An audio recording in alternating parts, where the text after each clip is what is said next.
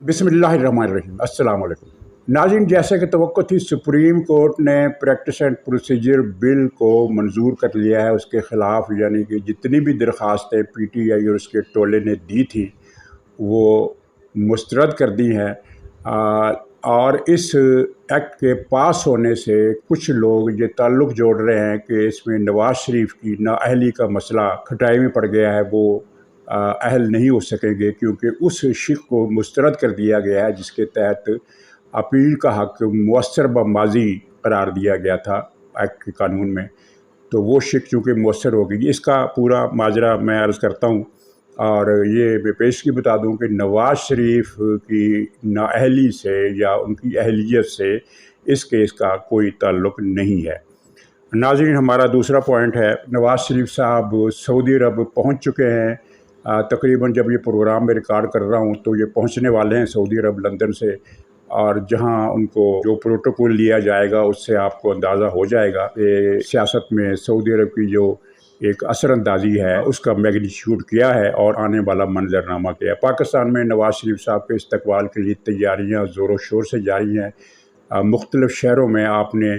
उनके इस्तकबाली जलसे की तैयारी के लिए जो इज्तिमात हो रहे हैं उनका हुजम आपने देख लिया होगा। अगरचे लाहौर में 2 प्रोग्राम मुस्लिम लीग ने मनसूख करके एक गलत फ़ैसला किया, लेकिन इससे मजमूई तौर पर वो जो एक टेम्पो था वो मुतासर नहीं होगा। और तीसरा ये है कि जादूगरनी साहबा जो हैं वो अब बुरी तरह फंस गई हैं, क्योंकि कहीं ना कहीं ये फ़ैसला कर लिया गया है कि इसको अब लगाम डाल दी जाए और इसको जो लंबी ढील दी गई है वो अब ख़त्म कर दी जाए। तो नाज़रीन, अदालत ने फ़ैसला सुना दिया और इस दौरान आपने ये देखा कि जो बंदियाली टोला है, यानी जो परवेज़ मुशर्रफ की वाक़यात कह लें या इमरान खान का टोला था, उसने किस तरह इस केस को ख़राब करने की कोशिश की। बेतुके बेमाने किस्म के सवालात बार बार लंबे, ख़ास तौर पर जस्टिस मुनीब अख्तर ने ना सिर्फ ख़ुद को एक्सपोज़ किया, अपनी कानूनी काबिलियत का पोल भी खोल दिया, बल्कि ये भी दिखा दिया कि ये साहब ख़ास तौर पर मुनीब साहब जो हैं वो केस को ख़राब करने के लिए बिल्कुल उसी तरह की हरकतें करते रहे जिस तरह टीवी प्रोग्रामों में आपने एक मस्खरे रशीद भट्टी को देखा होगा कि वो किस तरह प्रोग्राम करता है और किस तरह वो एक लंबी गालियों की गिरदान और एक तुमार, यानी प्रोग्राम ख़राब करने के अलावा उसके पास कोई पॉइंट नहीं होता। ख़ुलासा ये है कि ये अदलिया का एक रशीद भट्टी है और इसने केस को ख़राब करने की बहुत कोशिश की, केस को तूल देने की कोशिश की। इनकी स्कीम थी कि ये केस चलता ही रहे और इस सिलसिले में उन्होंने बड़े अहमक किस्म के लेकिन बड़े नाहंजार किस्म के वकीलों की खिदमात भी हासिल की, लेकिन वो सब बेअसर रही। बहरहाल काजी फ़ाइज़ ईसा के तहम्मुल ने और उनकी चाबक दस्ती ने या उनकी एक अलर्टनेस जो थी, अपनी सलाहियत को बरूए कार लाते हुए उन्होंने इस केस को 3 दिन में फैसल कर दिया। और जो फ़ैसला आया तो आपने देखा कि 10 और 5 के तनासब से फ़ैसला आया और मुखालफत करने वाले वही जज थे, एजाजुल हसन, मुनीब अख्तर, मुज़ाहिर ट्रक्का वाला, जस्टिस वो आयशा मलिक, वो जो पूछती थी कि फ़ौजी अड्डों पर हमला करने का मतलब ये कहाँ से हो गया कि फ़ौज पर हमला हो गया, ये खातून। और शाहिद वहीद जो एक सिंध हाई कोर्ट से एक सिफारशी के तौर पर लाए गए थे और इनकी तकरीर जो है इनकी हो गई, आयशा मलिक की हो गई और मुनीब अख्तर ख़ुद। ये तीनों जज जो है माशाअल्लाह, यानी ये जूनियर जज थे और उनको मेरिट के ख़िलाफ़ सिफारशी तौर पर लाया गया। अब कहा यह जा रहा है, सुनने में ये आ रहा है कि सुप्रीम कोर्ट के अगले इक़दामात में इन जूनियर जजों के हवाले से भी कोई फ़ैसला मुतवक्को है और वो जस्टिस ट्रक्का वाला जो है उसके ख़िलाफ़ रेफरेंस भी, उसकी कार्रवाई भी जल्दी शुरू होने की तवक्को की जाती है। बहरहाल इस फैसले में पार्लियामेंट की बालादस्ती को तस्लीम कर लिया गया। बज़ाते ख़ुद ये नुक्ता पाकिस्तान की तारीख़ में एक बहुत बड़ा वक़ूअ है। सुप्रीम कोर्ट ने सिर्फ़ इस एक्ट को मंजूर करके ही तारीख़ी एक इक़दाम नहीं किया, बल्कि उसने मुस्तक़बिल के लिए भी एक मोहर लगा दी है कि कल को अगले साल, उससे अगले साल कोई और बिंदियाल पैदा हो जाता है या कोई और साकब निसार, कोई खोसा, कोई गुलजारी लाल नंदा, कोई इस तरह की चीज़ पैदा हो जाती है, तो एक मुस्तकिल तौर पर ये तय हो जाए कि पार्लियामेंट का कानून साजी का हक़ जो है वो मुसल्लम है और उसी की चलेगी। सुप्रीम कोर्ट हो या कोई और इदारा हो, वो सब आइन के ताबे है और पार्लियामेंट उन सब पर सुप्रीम है। अच्छा, यहाँ जो तवक्को थी कि फ़ैसला मौसर व माज़ी होगा, लेकिन इस सिलसिले में कई कानूनदान पहले ये बता चुके हैं कि किसी भी अदालत के लिए फ़ैसले को मौसर व माज़ी करार देना बड़ा मुश्किल होता है। इसके लिए आइन में तरमीम ज़रूरी है। चुनांचे यही हुआ कि इस फ़ैसले को, इस एक्ट को मौसर व माज़ी नहीं किया गया, जिसका मतलब ये है कि जस्टिस बिंदियाल वो जो शेरकुनी बेंच के जो फ़ैसले थे वो महफूज रहेंगे, यानी उनको वो कैंसिल नहीं होंगे। और उनमें ख़ास तौर पर जो काबिल ज़िक्र फ़ैसला है वो वही है नैब आर्डीनेंस वाला फ़ैसला। इसको पार्लियामेंट ही 1/2 अक्सरियत से इसको नए सिरे से मुस्तरद कर सकती है और इसमें इस्लाहात कर सकती है। मौजूदा नैब आर्डीनेंस जो है वो अपनी नौइयत में ऐसा है कि अगर ऊपर बैठे हुए लोग ईमानदार हों तो इनसे किसी बंदे को अंदेशा नहीं होना चाहिए, सिर्फ बददियानत अफराद को परेशान होना चाहिए। लेकिन अगर ऊपर बेईमान बैठे हों, जावेद इकबाल जैसे, या वो जो लाहौर का एक वो जाली डिग्री वाला, उसका नाम मुझे भूल गया, मोटा सा था, इस तरह के लोग बैठे हुए हैं, तो फिर हर बेगुनाह को डरना चाहिए, क्योंकि उनका गलत इस्तेमाल, इख्तियारात उनको बहुत ज़्यादा दिए गए हैं। तो ये मसला अगली पार्लियामेंट देख सकती है। फ़िलहाल ये है कि नैब आर्डीनेंस जो है वो पुराना ही चलेगा, नया नैब आर्डीनेंस नहीं। वो जो हुकूमत ने तरमीम करके पास किया था वो कलअदम हो गया है। इसी तरह अपील का जो हक़ है ये भी एक बड़ी अहम चीज़, अहम इस लिहाज से कि इसको जोड़ा जा रहा था नवाज़ शरीफ की अहलियत से। वो शिक भी जो है वो मुस्तरद कर दी गई है। इसमें 8 जजों ने इस शिक के ख़िलाफ़ वोट दिया और 7 ने हक़ में वोट दिया, यानी कि 1 वोट की अक्सरियत से ये शिक मुस्तरद हो गई कि माजी के किसी केस का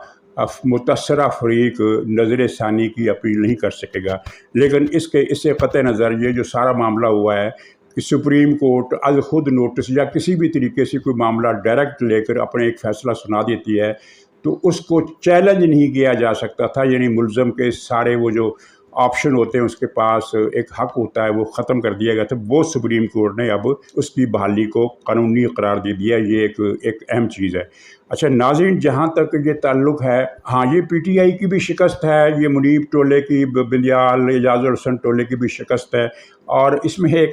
लतीफ़ नुक्ता ये है कि ये असल में मुनीब और एजाज़ुल हसन और आयशा, ये तीनों जो थे, ये क्यों इस एक्ट की सख्ती से मुखालफत कर रहे थे, सर धड़ की बाजी लगा दी थी, बल्कि कच्चे बुनियान का ज़ोर लगा दिया था। तो उसकी वजह ये थी कि इन तीनों ने शेड्यूल के मुताबिक अपनी अपनी बारी पर चीफ जस्टिस बनना है। तो वो ये ख्वाब देख रहे थे कि हम भी बिंदियाल की तरह अंधेर गर्दी मचाएंगे, लेकिन ज़ाहिर है अब वो ये ख्वाब उनके बिखर गए। लेकिन इससे ज़्यादा अहम बात ये है कि मुझे तो नहीं लगता कि ये 3 जज साहबान जो हैं सुप्रीम कोर्ट में रह सकेंगे। एजाज़ुल हसन के ख़िलाफ़ कोई भी रेफरेंस किसी भी वक्त आ सकता है, और बाकी जो जज हैं जूनियर होने की वजह से, सीनियरिटी लिस्ट में ना होने की वजह से, सिफारिश पर आने की वजह से भी इसका शिकार हो सकते हैं। इनके खिलाफ, एजाज़ुल हसन के ख़िलाफ़ तो खैर बहुत सारा मवाद मौजूद है। अच्छा, यहाँ नवाज़ शरीफ का मसला देखिए। नवाज़ शरीफ की और जहांगीर तरीन की जो नाअहली है वो पार्लियामेंट के उस कानून से ख़त्म हो चुकी है जिस कानून में ये करार दिया गया था कि सुप्रीम कोर्ट अगर किसी को नाअहल करार देती है और उसकी नाअहली की मुद्दत आइन में मज़कूर नहीं है तो उस मुद्दत को 5 साल गिना जाएगा। इस कानून के पास होने के बाद नवाज़ शरीफ और जहांगीर तरीन की नाअहली अज खुद ख़त्म हो गई है। ये एक उलझाने वाली और कंफ्यूज करने वाली बात है जो PTI की तरफ से की जा रही है कि नवाज़ शरीफ और जहांगीर तरीन की उम्र भर की नाअहली पर मोहर लग गई। ऐसा नहीं है, वो उस एक्ट के पास होने से नाअहली पहले ही ख़त्म हो चुकी है। इसका मुज़ाहरा कब होगा कि ये ख़त्म हो चुकी है? ज़ाहिर है जब ये हर 2 हज़रात इलेक्शन कमीशन जब कागजात दाखिल करेंगे तो कागजात मंजूर हो जाएंगे, और अगर कोई अफसर, रिटर्निंग अफसर जो कागजात वसूल करता है वो मुस्तरद करता है कि ये तो नाअहल हो चुके हैं, तो ज़ाहिर है ये मसला फ़ौरन इलेक्शन कमीशन तक पहुँच जाएगा। इलेक्शन कमीशन के पास उस फैसले की कापी है जो पार्लियामेंट ने एक कानून पास करके दिया हुआ है, तो वो उसकी रोशनी में कागजात मंजूर कर लेगा। तो ये नाअहली तो उस वक्त आप देख लेंगे कि ये इस तरह होगा। और अगर फ़र्ज़ कीजिए कोई इसको चैलेंज करता है, तो सुप्रीम कोर्ट आज फैसला दे चुकी है कि पार्लियामेंट को कानून साजी का हक़ है। पार्लियामेंट ने जो भी कानून साजी की, सुप्रीम कोर्ट ने जूँ की तू उसे मंजूर किया, उसके ख़िलाफ़ दरख्वास्तें मुस्तरद की। सिर्फ मुअस्सर व माज़ी होने का जो मसला है ये चूँकि मुतनाज़ा होता है और आज से नहीं, हमेशा से इस पर तनाज़ा रहा है कि कोई कानून जो पास हुआ है वो मुअस्सर माजी होगा कि नहीं। मार्शल लॉ दौर में तो डंडे के ज़ोर पर इसे मुअस्सर माजी किया जाता था और पार्लियामेंट इसे मुअस्सर माजी करने के लिए दोबारा अक्सरियत के साथ या 2/3 अक्सरियत के साथ कानून साजी कर सकती है। तो ये वही सुप्रीम कोर्ट जब उसके सामने कौमी असम्बली का पार्लियामेंट का वो फैसला आएगा कि जिसमें नाअहली की मुद्दत 5 साल कर दी गई है, तो ज़ाहिर है ये दरख्वास्तें अगर किसी ने दी, अभी तक किसी पार्टी ने ये दरख्वास्तें दी नहीं हैं, अगर देंगे तो ये मुस्तरद हो जाएंगी और ज़ाहिर है इसके लिए फुल कोर्ट नहीं बनेगा। ये बात आप ज़हन में रखिए कि ये इस केस में फुल कोर्ट नहीं बनेगा कि 7 और 8 का मसला जो एक मुअस्सर माजी होने के हवाले से हमने कल के फैसले में देखा। तो इसलिए PTI वाले आप बेफिक्र रहें, नवाज़ शरीफ साहब अहल हो चुके हैं। वो इलेक्शन अगर लड़ना चाहें तो लड़ेंगे, ये मुझे नहीं पता वो इलेक्शन लड़ना चाहते नहीं। ये इरफान सिद्दीकी साहब के कालमों से और उनके तबसरों से तो ये पता चलता है कि वो इलेक्शन भी लड़ेंगे और वज़ारत उज़्मा की सीट के उम्मीदवार भी होंगे। तो आज जब वो इलेक्शन लड़ने का ऐलान करेंगे तो इलेक्शन लड़ेंगे, उनके कागजात मुस्तरद नहीं होंगे। ये मैं आपको पेश की खबर दे दूँ। PTI वालों को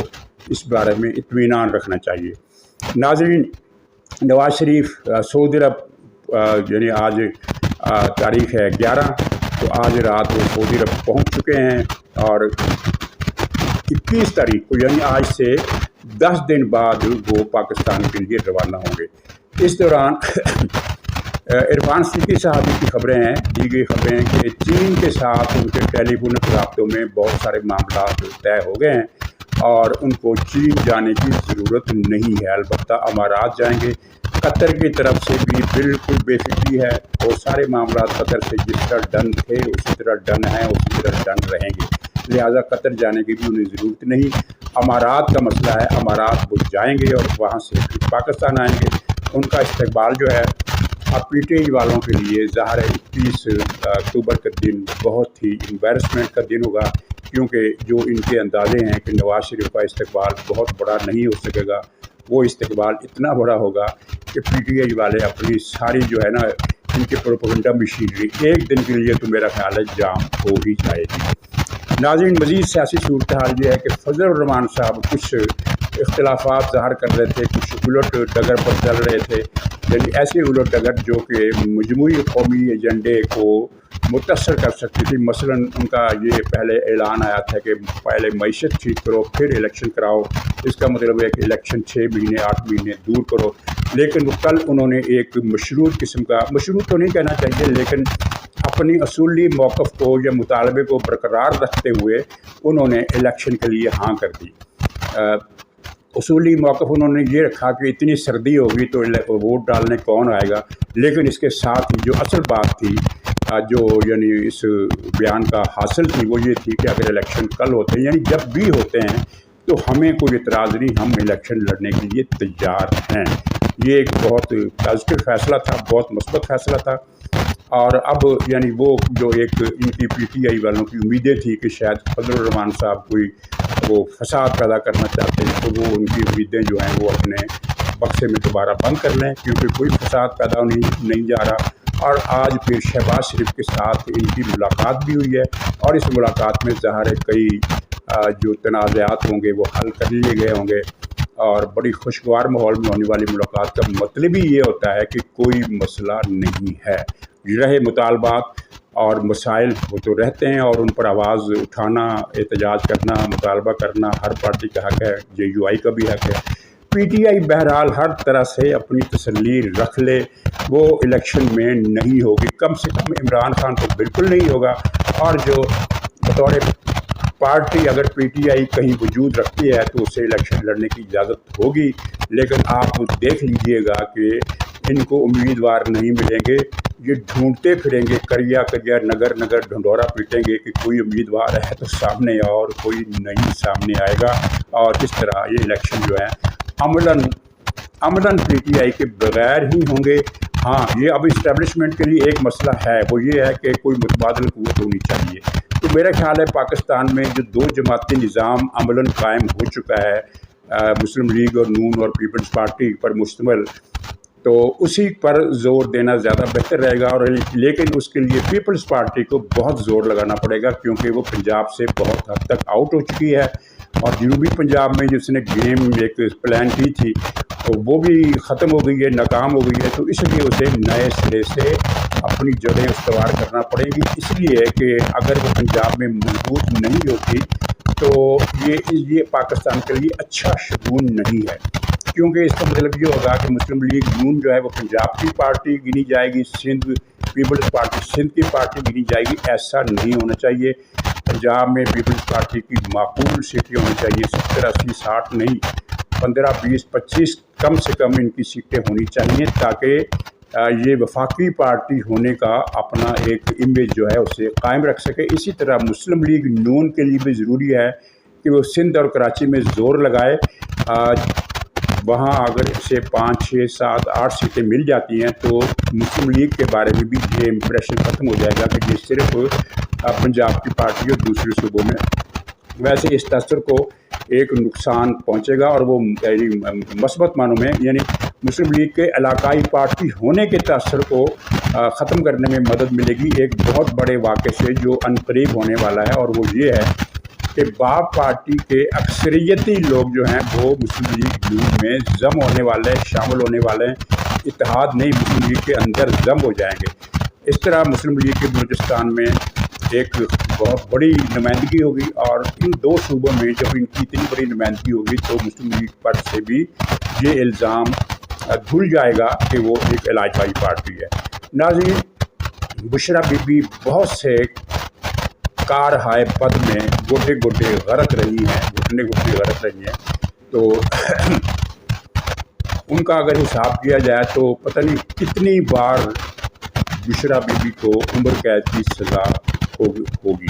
لیکن ابھی جو ڈھیل دی جا رہی ہے وہ ڈھیل جو ہے اب ختم ہوتی ہوئی نظر آتی ہے۔ یہ جو صداقت عباسی کا انٹرویو ہے،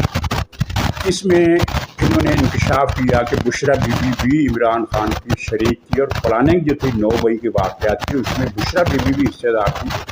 انہوں نے زیادہ زور بشرا بی بی پر رکھا ہے، لیکن عمران خان کا ملوث ہونا، مرکزی مجرم ہونا تو ثابت ہو گیا ہے یہ رپورٹ میں، اور اب یہ جو بشرا بی بی سامنے آئی، اس کا مطلب یہ ہے کہ بشرا بی بی کی ڈور کھینچنے کا حتمی فیصلہ ہو گیا ہے، اور وہ جو نیب والا کیس ہے وہ تو اپنی جگہ چلے گا اپنے وقت پر، نیب والا کیس وہ 190 ملین پاؤنڈ والا، اور اس کے علاوہ بھی اس کے خلاف کئی کیسز چلیں گے، اور کیسز کا تو اتنا بڑا تمار ہے کہ آپ اندازہ نہیں کر سکتے کہ پنجاب میں جو تقرریاں تبادلے جو ہوتے رہے ہیں، صرف اس معاملے میں اس پورے ٹولے نے، فرہ گجری تھی اور اس کا خاوند تھا آسن جمیل گجر، یہ خاور مانیکا جس کی ضمانت آج مسترد ہو گئی ہے، درخواست ضمانت آج مسترد ہو گئی ہے، اس کے بیٹے مانیکا اور بشرا بی بی کے جو بیٹے تھے وہ بھی ملوث ہیں، یہ بہت سارے بڑے کیس ہیں، لیکن اب اس بشرا بی بی کو 9 مئی کے کیس میں شامل کیا جانے کا فیصلہ ہو گیا ہے، اور اب کسی بھی دن آپ یہ خبر سن لیں گے کہ بشرا بی بی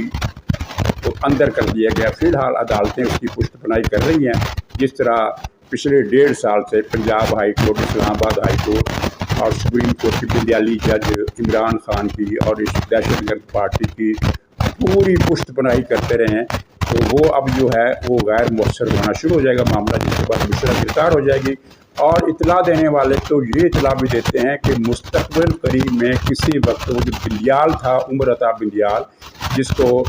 قانونی حلقے کہا کرتے تھے کہ یہ قانون شکن ہے اور اخلاقیات اور کسی بھی قسم کے ضابطے کی پاسداری کرنے کے حوالے سے دیوالیہ ہے، اور کچھ لوگوں نے تو اسے غلاظت کا بھرا ہوا بورا یا بوری قرار دیا تھا، تو اس کی باری بھی آئے گی، وہ بھی پکڑا جائے گا، کیونکہ 9 مئی کی سازش میں وہ سرے فہرست حد تک ملوث تھا۔ اس کی تفصیل ہم بار بار اپنی ویڈیوز میں بیان کر چکے ہیں، مزید بیان کرنے کی ضرورت نہیں۔ ناظرین، کل جو ویڈیو میں نے لیٹ نائٹ بنائی تھی فلسطین کے بارے میں، اس کی آواز خراب تھی، اور بہت سارے لوگوں نے باقاعدہ فون کر کے اور اپنے میسیجز دے کر واٹس ایپ میں اور دوسرے طریقوں سے بھی اور کمنٹس کے سیکشن میں بھی یہ کہا کہ وہ آواز ٹھیک نہیں تھی، ہمیں کچھ سمجھ میں نہیں آیا، اور لیکن یہ اندازہ ہوتا تھا کہ اس میں کچھ نئی باتیں ہیں، تو وہ آپ دوبارہ کیجیے۔ اب پورا پروگرام تو دوبارہ کرنا مشکل ہے، لیکن میں ایک پروگرام اور کر رہا ہوں جس میں اس خراب ہو جانے والے پروگرام کی کچھ ضروری چیزیں اور کچھ نئی باتیں اور بعض ایسی باتیں جو میں یقین سے کہہ سکتا ہوں کہ پاکستان میں کسی نے ان کو بیان کرنے کی ضرورت نہیں کی، حالانکہ وہ ان سب کے علم میں ہیں، لیکن مسلکی تعصب سے بالکل بالا تر رہتے ہوئے ایک امریکہ کا ایک گرینڈ پلان کہ اسرائیل کو کس طرح مسلمان ملکوں ہی کے ذریعے سے محفوظ بنانا ہے، اور وہ محفوظ نہیں رہ سکے گا۔ یہ ساری تفصیل اس ولاگ میں بیان کروں گا، اور پچھلے ولاگ کی جو چیزیں زیادہ ضروری ہیں وہ بھی میں اس میں کچھ کمی بیشی کر کے وہ بھی اس میں شامل کر دوں گا انشاءاللہ۔ تو اس ولاگ تک کے لیے اجازت دیجیے، انشاءاللہ اگلے ولاگ میں ملاقات ہوگی، تب تک کے لیے خدا حافظ۔